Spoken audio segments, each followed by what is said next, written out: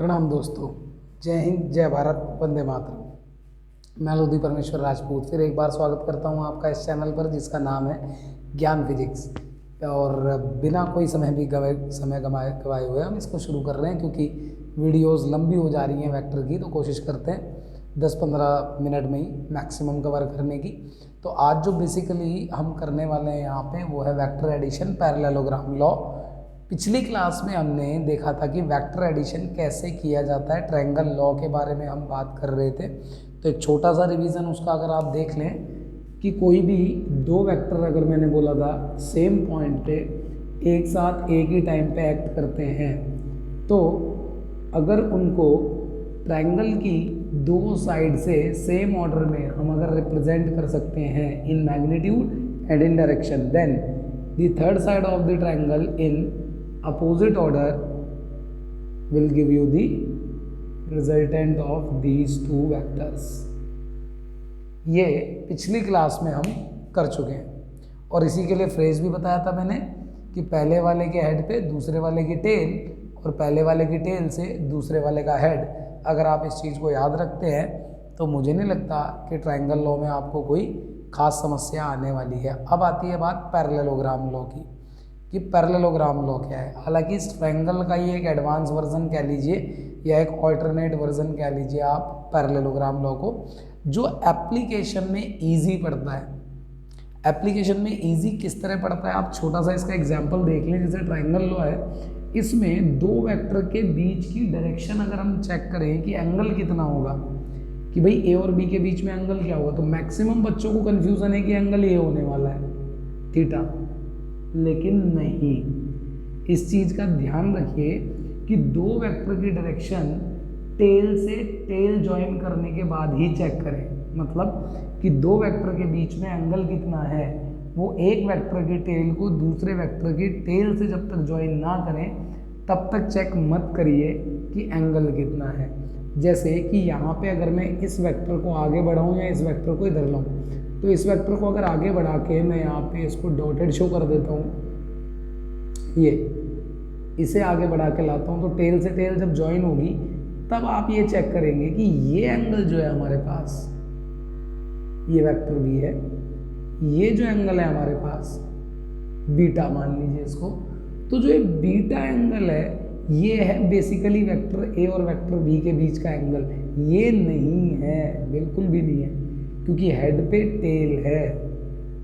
तो ध्यान से, एक डायरेक्शन ये है और एक डायरेक्शन ये है। भाई एक डायरेक्शन ये है और एक डायरेक्शन ये, तो इनके बीच का एंगल आप खुद ही सोचिए, ये कैसे हो सकता है? इन दोनों के बीच का एंगल तो ये होने वाला है।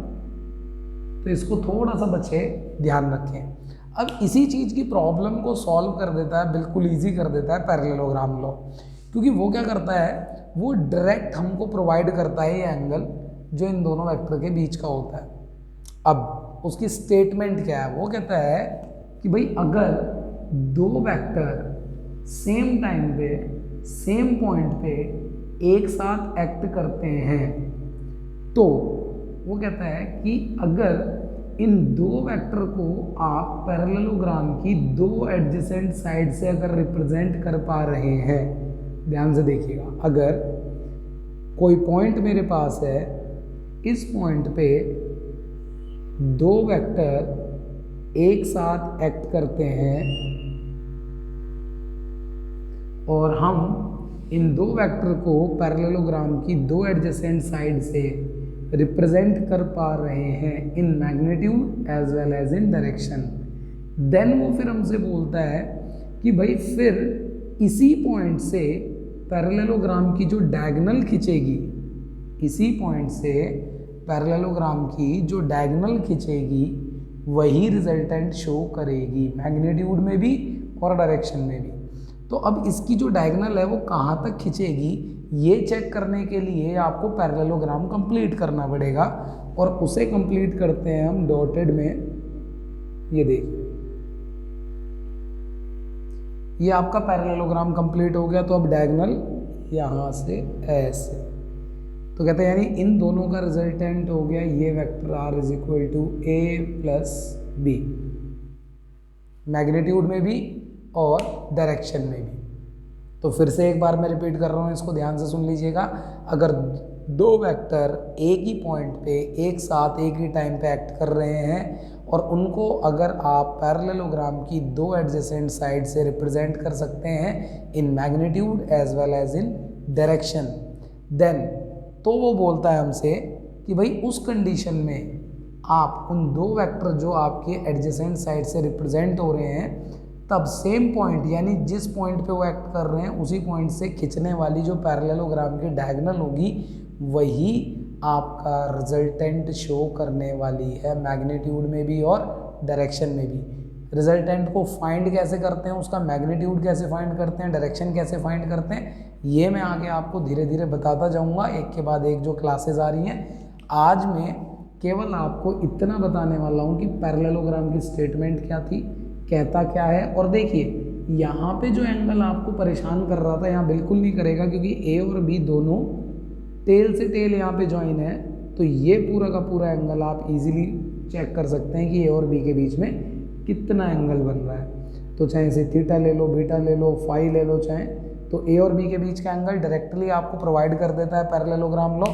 इसीलिए ये एप्लीकेशन में इजी रहता है। तो मैक्सिमम न्यूमेरिकल्स डेरिवेशंस जो होते हैं उनमें आप देखेंगे कि मैक्सिमम जगह पैरेललोग्राम को यूज़ किया जाता है, ट्रायंगल लॉ को बहुत कम यूज़ करते हैं हम। यही इसका एक सबसे मेन कारण है।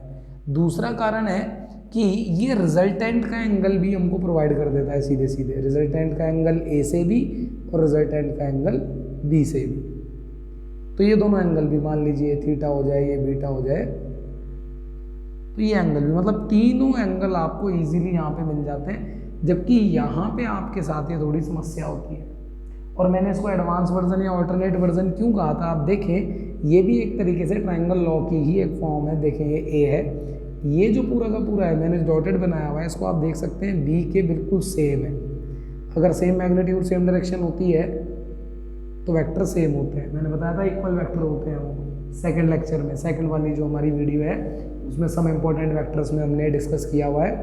तो यहाँ पे ए, यहाँ पे बी, पहले वाले के हेड पे दूसरे वाले की टेल और पहले वाले की टेल से दूसरे वाले का हेड ज्वाइन किया हुआ है, तो ये आपका ट्रायंगल लॉ।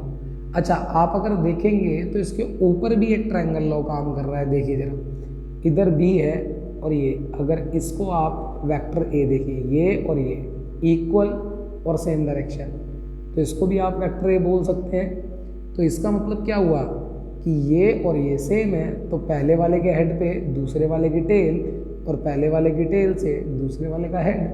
दैट मीन्स आप ए में बी को प्लस करिए या बी में ए को प्लस करिए, रिजल्टेंट सेम ही आने वाला है। That means vector A plus B is equal to vector B plus vector A. और ये कॉम्यूटेटिव प्रॉपर्टी है जो वेक्टर एडिशन में चलती है।